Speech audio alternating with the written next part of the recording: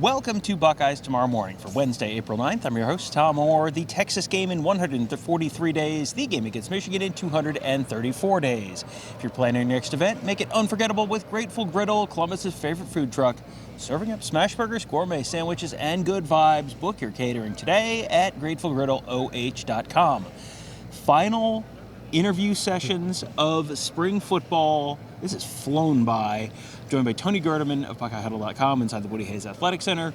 Got a chance to talk to the wide receivers and also the specialists on Tuesday afternoon following the, 13th practice of the spring, I believe? 12th practice of the spring? Yeah, so a lot to talk about today. I guess if we're talking about the wide receivers, when we do sort of a general show, everyone wants to talk about the quarterbacks. When we do a wide receiver show, Tony, you can choose of any of the wide receivers who may have completely rewritten the Ohio State record books last year. Who would you want to start the show with here? Well, here's an issue that I always have covering the team is, yes, we're going to talk about Jeremiah Smith. Same with covering Marvin Harrison. It's like everybody is around there. What more can we learn about him when it's like we already know a lot about him. He's really, really good. So it's like, what are you doing to stay good? Like, what else are you doing? Like, are you still good at football? I mean, it's like when you talk to anybody else, like, let's talk about your progression from lousy freshman to outstanding junior. And it's like, exactly. Are you still, what's it like being you? Yeah. Is basically the level of fame that we're dealing with. He's arguably the best player in college football. And so he's still just a sophomore. He's still a very young guy. He's still developing in a lot of different ways. And I guess maybe that's kind of the story that you've got to discuss because, Tom, if he's only as good as last year. Right, yeah. If he's only as good as last year, he's still going to be, Biletnikoff, All-American. You're in that conversation immediately. But, there was an interesting answer later on about guys. Jermaine Matthews, I think, was the one who had it, or Brandon Innes, about other receivers who we should be talking about. But before we move on to the other receivers we should be talking about, he was asked about the absolute mob scene after the student appreciation practice. I put a picture on Twitter because it was just unlike anything we've ever seen. He is not the first famous or good football player to be in this building before, but I've never seen a response to a player from just the student body the way that we saw people just like flocking to him. It was just everyone had the same idea 15 minutes before the end of practice, which was like, I'm going to start sort of edging my way over to be a little closer to Jeremiah Smith. And then as soon as it was like, okay, and now we're done, it looked like World War Z. So he was asked about just, do you ever get used to that? Yeah, he said you can't. Like, I'll never get used to that, basically. And it's not like I'm never going to get used to it. Like he said it's a blessing. He made that clear. Like, it is a blessing to be in this position, but I don't think anybody can get used to that. And he said, I wish I could sign autographs for everybody, but I can't. I don't have that kind of time. And I think it's interesting that you compared the students to basically zombies. When Kevin and I did a show the other day, I compared it to like people following Tiger Woods on the 18th hole of the Masters. Respectful patrons. Yes. That's how I compared the students. You, of course, being an old, compared them to brainless zombies. But I digress. It's crazy because you're like, are there free wings over there? It's like, the free wings were over there and everybody's running away from them. It's like, was it the wings? No, it's Jeremiah Smith. Are there pimento cheese sandwiches over here? I don't know. Maybe. Yeah, he is definitely the center of attention for students, fans, opposing defenses. And when we were here last week or so, like even parents of other players, they want to talk to him after practice, and he'll hang out. A lot like Marvin Harrison would give everybody time. Emeka Buka would give people time. C.J. Stroud would give people time. So he's got that about him. But Ryan Day even said it earlier in the week. Even recruits want to meet him. So like he's got a lot of obligations aside from football, and you still got to prioritize football through this. Right. You should, because the goal is get 1% better every day, and that's something that's been asked a bunch of different times this spring. And the answer, is, basically like, well, he's already incredible and maybe the best player in college football. How can you possibly get better than that? And it's like, well, just keep working, just keep getting 1% better every day. And I think I've used this analogy before, but Mike Trout, when he was, on his way to setting all the records for like the highest WAR of any baseball player through age, whatever it was, before he started having injury issues, he would just pick something over the offseason and go, well, I wasn't very good against high fastballs, and just spend the offseason working on hitting high fastballs. And then the next year, that was no longer a weakness. And, there were passes that were thrown in his direction that were incomplete. There were times when he was, he faced bracket coverage, and he was not deemed open by Will Howard. So there are going to be times, things that he can improve on, and it's just a matter of finding those things. What I thought one of the most interesting answers of the day, it was a question that was basically like, which other receivers should we be talking about? It was to Jermaine Tate. Was it to Jermaine Tate? Okay, so which other, other than Jeremiah Smith, which other receivers? Jermaine Tate, Jermaine Matthews. Jermaine Matthews, yeah, goodness. Did you do that or did I? I did it. You did, okay. I combined a couple of answers to a familiar name. Yes. So Jermaine Matthews was asked basically, who else should we be talking about? And normally, you ask that question and it's like someone who's up and coming and like, oh boy, here's Mylan Graham, maybe is going to be the answer, or Quincy Porter or someone like that. And that wasn't his answer. And his answer was kind of like a little bit of a, he's right, but I don't feel good about it. Yeah, and the answer is Carnell Tate, the elder statesman, the leader of the room, basically. And Brian Hartline said the same thing yesterday or the day before when asking who are the leaders in the room. He said Carnell Tate and Brandon Ennis. And then he went on to talk about Carnell Tate and the way he has taken guys under his wing. Said, and I wrote about it on Tuesday at Buckeye Huddle in a notebook about how Carnell Tate sees the void left by Emeka Egbuka's departure, not just on the field, but off the field as a leader, and he's trying to fill that because he knows you need certain kind of leadership to win it all, and so he's stepping up that way. But also, we've been talking about Carnell Tate for a while now, and you kind of forget about him a little bit. He was the number 3, but don't tell Brian Hartline he was the number 3 last year. Don't tell him he was the number 3 last year. And then this year it's like, Jermaine Tate is still here. Jeremiah Smith. I award you 0 points, and may God have mercy on your soul. And then it's like, well, who else? Yeah. Mylan Graham, Quincy Porter, like all of these names that we're going to talk about. But yes, Carnell Tate, a junior, probably his last year at Ohio State, probably a first-round pick coming up. Yeah, and I got a chance to talk to Carnell a little bit.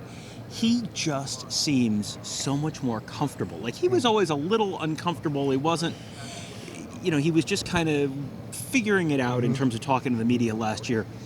He still doesn't, he's still not someone who's going to, be Will Howard and talk for 2 minutes on one question, but he just seems so much more comfortable. And I think that is probably an offshoot of he's more comfortable talking in front of the team, talking about, because he's been put into that role. He said he's worked on being more vocal. He's typically been much more of a lead-by-example guy, and that's really what Jeremiah Smith has been as well. Carnell Tate is now kind of, you look around and it's like, well, Carnell Tate's the senior guy, and he feels like he just got here, and he's the senior guy in that room. Like Lincoln Keenholz is the senior guy in the quarterback room. Like, really? James Peoples, the senior guy, and I mean, it's crazy, but it's a very young team. So you have, you have all these guys who were 50-year guys or 4th-year guys last year. They're all gone, and now you got the 3rd-year guys sort of taking over that role. He said Jeremiah Smith is working on being more consistent, which, again, it's like this is the stuff that you're going to work on. You're going to work on the little fine point stuff because you're not, the big picture stuff. Like you got that. He knows how to go up and high point the ball. He knows how to use his body to shield the defender. Now it's just working on refining stuff and all that kind of. Yeah, Hartline even said the day before, like you wouldn't even necessarily see it on video and film what he's working on because it's so finite and so minute. He was asked about the best trash talkers on the team, both in terms of cornerbacks and wide receivers. Everyone at home in podcast or YouTube land, take a second to think about who you think is going to be the best trash talker of the cornerbacks on the team and who the best trash talker of the wide receivers on the team. And then I'm going to ask Tony to guess who he named.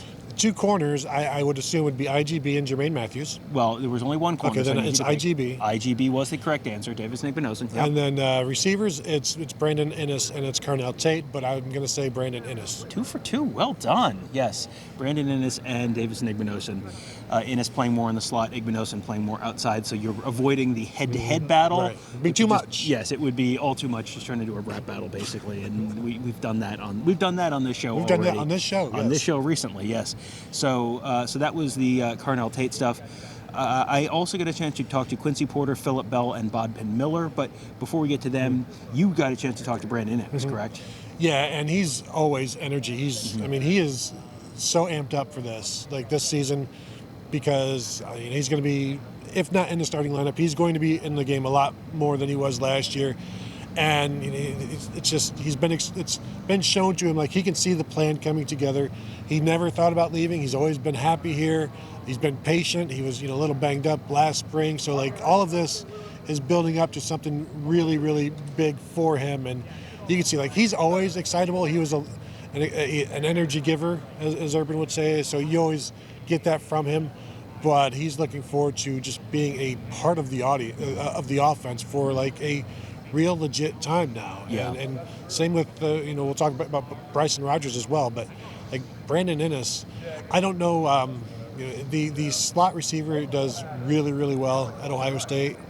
So I think you can go ahead and buy some stock in him this year, because one, he was the number one receiver in the 2022-2023 class for a reason. Mm-hmm. And I think now we're going to get to see a lot of that. He's dropped a couple of pounds. He's I don't know that anybody other than Germain Matthews is more excited for this season, and that's just because those two are the most high energy guys on this team.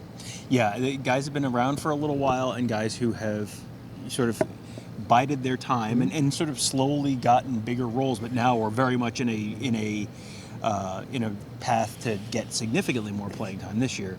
I thought it was interesting. Germain Matthews basically said he didn't consider himself a starter on last year's team, which is, all the coaches talked about considering him a starter, and he certainly played basically starter snaps.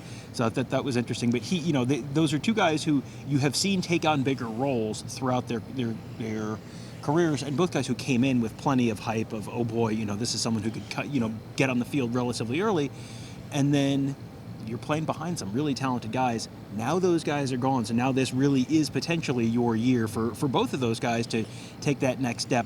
I will also say, boy, if you are asking me for buying stock in someone who is going to become a real Ohio State fan favorite on both sides of the ball, those are two pretty good guys. I'd have James Peoples on that list, but I think those are two guys who, Brandon Innes, I think Ohio State fans are going to absolutely love Brandon Innes when they get to see more of him. Yeah, and then moving to Bryson Rogers, if we can, also working in the slot, building out more outside as well. He was talking about just wanting to show everybody that he's the best receiver in the nation. I thought, okay, I mean that's a pretty good attitude to have, and he's excited about being in the spring game because a larger role just now to be out there, and then of course he's going to play more this season. He and Brandon Innes and Carnell Tate are all third-year guys, so they're all stepping up as leaders. He talked about grabbing people, taking them under his wing, and just knowing that it's not easy for a true freshman. I mean, he can tell you that as well as anybody. He transferred out after his true freshman season, and so he gives a nice perspective to these young guys. And if they can feel it right in the spring right away and know it's not going to be easy, this is what's going to happen in the summer. This is what's going to happen in the fall.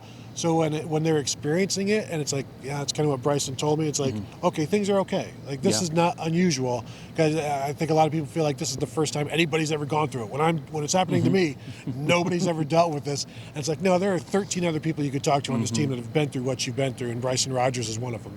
Yeah, everyone kind of has the big fish in a small pond to a small fish in a big pond experience here outside of Jeremiah Smith. Jeremiah Smith probably cannot relate to some of this stuff. I think you know what? He's not even pond. He is evolved to land animal at this point. Whatever that big thing was in Jurassic Park, where the big fish thing that Megalodon? Something like that. No, that's a shark, Tom.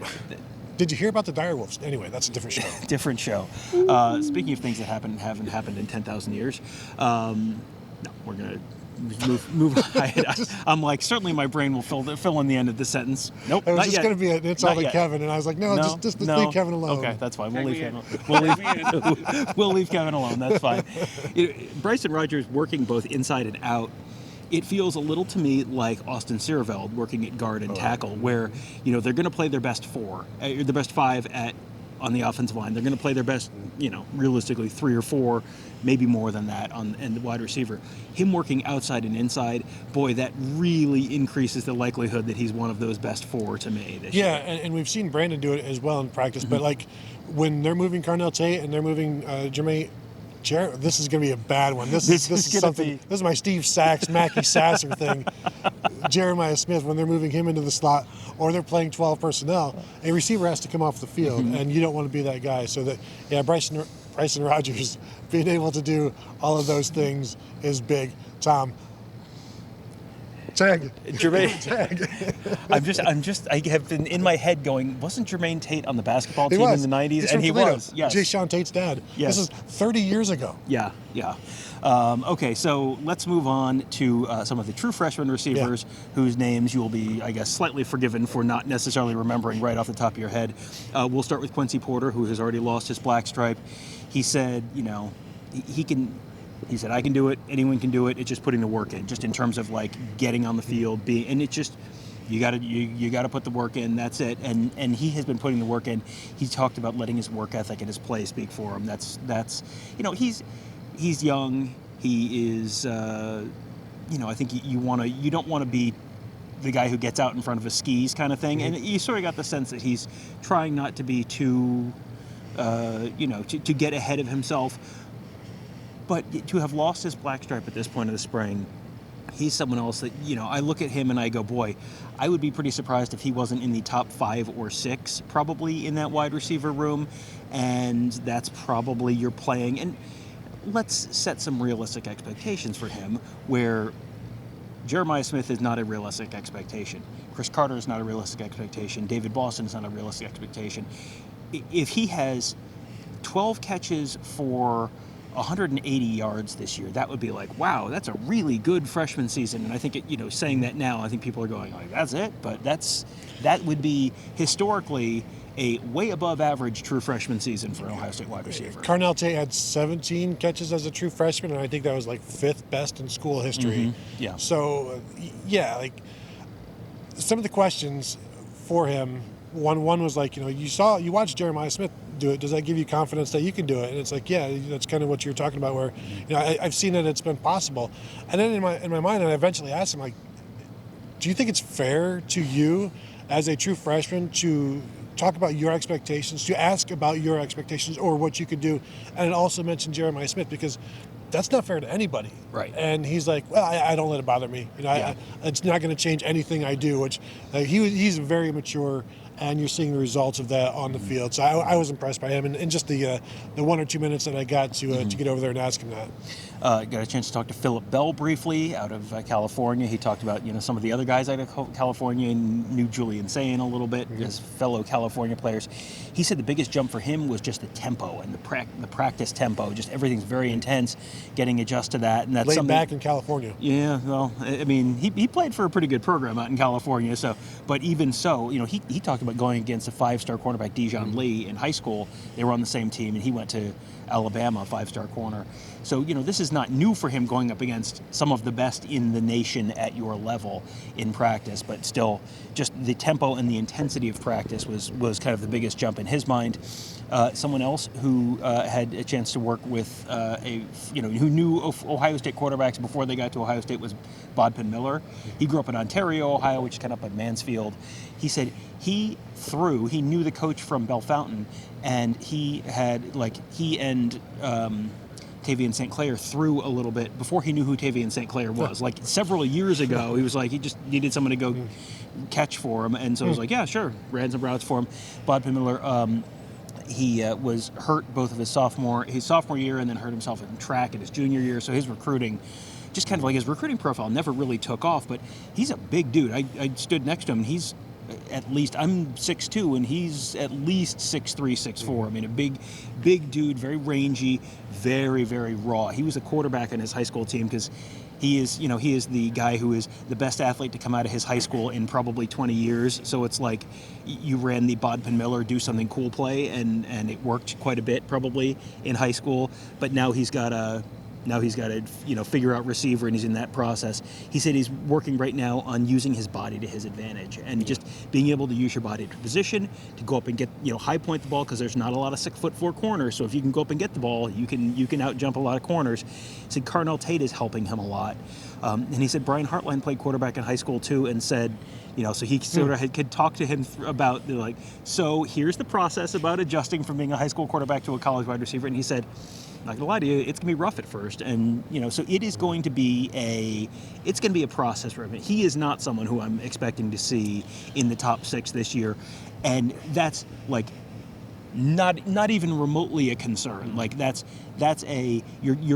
He is going to take a redshirt year this year, almost certainly, and that's completely fine. That has no bearing on my view of his long-term play. He said he has, size, speed, and can take the top off the defense. That's what he thinks he can bring. But again, that's going to be a little bit of a process. Yeah, don't worry about redshirting. Brandon Innes redshirted, caught one pass as a true freshman. Granted, he was a June enrollee. Mylan Graham, a June enrollee, redshirted as a true freshman, did not catch a pass. So there's a long history of great wide receivers in Ohio State history who redshirted and turned out okay. Santonio Holmes, one of those guys that Jim Tressel almost pulled the red shirt off to help them in 2002. Michael Thomas did it as a sophomore. Exactly, and he caught 3 passes as a true freshman, redshirted. Terry McLaurin had a big spring game. Terry McLaurin redshirted. Paris Campbell redshirted. It's not a concern. Yeah, and you got a chance, I believe, to talk to Des Jones. Yeah, right? Des Jones, who is a slot receiver and is also looking forward to being in the shoe, and I think all of these freshmen are in the spring game on Saturday. But I was asking him, and I was asking some of the other, because we talked to quite a few slot receivers, because there are a bunch of them. Does it take more courage to play in the slot than it does in outside? He's like, yeah, it does. But it also, you do have more room, but also that room can sometimes be filled by bigger players, linebackers and safeties.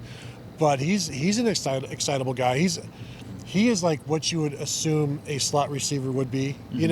Just a lot of energy, and we'll talk, and is happy to answer your questions, and is one of those energy givers that I think they really like. But we saw him a little bit on Saturday in the scrimmage, and he's good after the catch. He's quick. He's got good spatial awareness around him, which makes him a good slot receiver, because he has an understanding of where everybody is, and also where the ball is, and what he's doing. So he's probably another redshirt candidate, and frankly, there may be 3 redshirts in this receiver room, and these freshmen, just because of the top end depth that they have, and the fact that you can. Bryce West played in 7 games last year and redshirted. Just so you're aware, right, yeah, you can play a lot and still redshirt if 4 of those games are in the playoffs. But last year was the first year under Brian Hartline where only 3 receivers played over 200 snaps. And so I expect there'll be more this year, but that doesn't necessarily mean there's going to be a 6th guy that is, number 6 may redshirt. Yeah, and just to refresh everyone on the rules, you can play in up to 4 regular season games. So you could potentially play in 9 games and still take a redshirt season, because you play 4 regular season games, and then the conference championship game, and then up to 4 college football playoff games. So yeah, it used to be if you played 1 snap, that was it. Or in Kyle McCord's case, you played a couple snaps in a 5th game and you're done. But you could potentially play theoretically up to 9 games and still redshirt. Yeah, I think that's probably going to be one of the reasons they go to just 5 years of eligibility, because Aaron Scott played in 7 games, but he's a sophomore. Yeah. Because it was 7 different games than Bryce West. They played in the same amount of games. One guy has an extra year of eligibility because of it. Yeah, so that's one of those little minutia things that we'll get asked about at some point, so we'll just lay it out for you here. We did also get a chance to talk to the specialists, which means our Australian adjacency is way up this year and today. Nick McLarty, got a chance to talk to him. He is always, I think, someone who is one of the people who fans I think are maybe most interested in, because he came in huge guy. I think he's 6'8". I mean, legitimately 6'7", 6'8". And you saw the videos of him kicking the ball basically to the moon on Twitter, and then you really didn't see him last year. I don't know I think he punted in 1 or 2 games, maybe just sort of when games were out of hand. he said his first year was just a development year. The harsh reality was he was just not ready. You know, the expectations, he wasn't emotionally or physically ready. Like it was just, you're coming from a different, literally the whole other side of the world here. You're adjusting to life in a different climate, in a different country. You've got, you know, Joe McGuire is another Australian who's on the team, so you have someone who can, you know, sort of be like, so this is what this is like, but it's still, this is a huge jump. He said the pressure that they put you under in practice is like worse than what you get on during a game. So it's just like they are really constantly working to put you under pressure. The biggest thing for him was just speed, just being able to get the ball, you know, from the snap to the ball leaving your foot, getting that time down and being able to do it and do it consistently. Because he traditionally was, you know, take your time and really do it right, and then, you know, maybe it takes an extra half second, but man, I'm going to kick the ball to the moon, and it's like, the most important thing is get that ball out, because I think he said they hadn't had a punt blocked in 4 years, and a lot of that is just whatever that stopwatch says, snap to kick, it's got to be there, and, you know, so he's just been working on that, and just, he wants, he's roommates with John Froman, one of the long snappers. So he says they're working on that all the time. One of our favorite stories, the roommate story. He said in terms of, like, he's had a chance to play high level Australian rules football, but he said there's, you know, in terms of the exposure, like nothing compared. There's nothing in Australia that compares to this. You know, he said the pressure's the same, and there's, you know, jobs and money at stake and all that kind of stuff. So that the pressure is sort of the same. But in terms of just like what the whole experience is like and the spotlight that's on you, nothing even close. No, and it'll be interesting to see if he can make this a competition this year, because, you know, Joe McGuire did it all year last year. I don't think he did it well enough to where it's like he wasn't Cam Johnston or anybody like that. It was just like 40 yards at punt and didn't necessarily ever get to turn the field as much as you would like. So I think it's going to be a competition, but it's still still just a redshirt freshman. So we'll see. Yeah, and you know that's one where they both have the opportunity to be better punters than they had last year. And last year was, you know, they were not lean. This is not Jim Tressel offense where they are really leaning on the punter to get them that extra 5 yards of field position. But now they have the opportunity to maybe take a little bit of a step forward there. And, you know, just in terms of the raw athleticism, you can see it with Nick McLarty. It's just like, we had talked about him a bunch this time last year, and then he kind of disappeared. And I had watched some of him working before practice a few times, and it was just inconsistency, which if you're trying to get faster, you're speeding up your mechanics, and then you lose that consistency.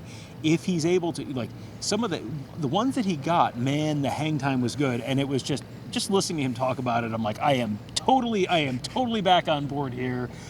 With both feet, this is definitely going to be the year of the incredible Australian punter. He is kind of built like a trebuchet, you know, and it's like you just got to speed it up. Yeah. Let's get this thing moving quickly. I talked to John Froman, the long snapper who you just mentioned, who, like, the details. It's like, well, what are you working on? And like, how do you critique yourself? It's like, well, you know, if I snap and, you know, there's 3.5 rotations instead of 4, you know, and on a short snap, and it's like all of these little things that people don't even understand, and including me.